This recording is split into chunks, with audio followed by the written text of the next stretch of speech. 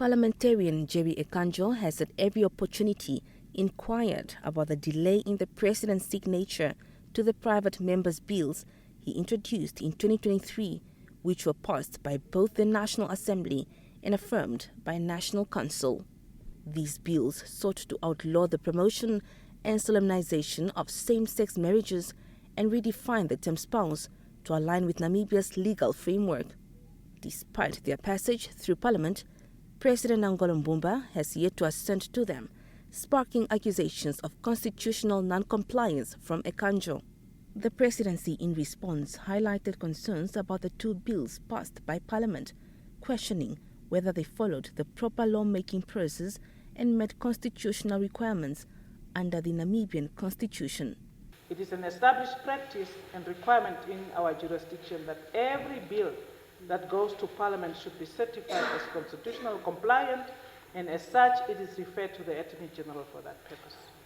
However, such process was not followed at any stage in respect of these two bills.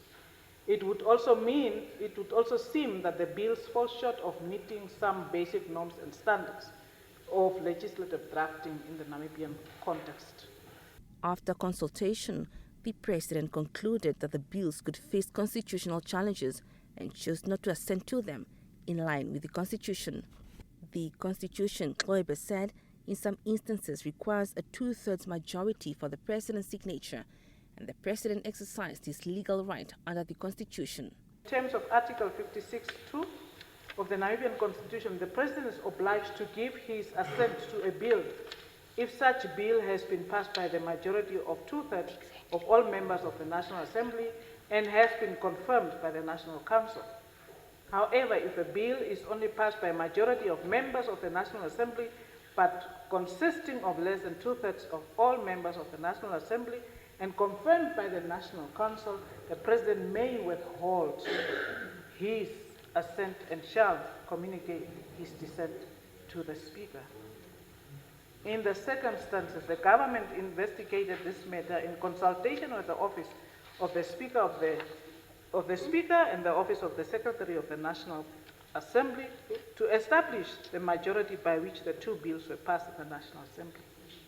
After a lengthy process to scrutinize the record and information from the National Assembly, it became clear that although the two bills were passed without any objection in both houses, the evidence provided confirmed that the bills were passed by a simple majority, which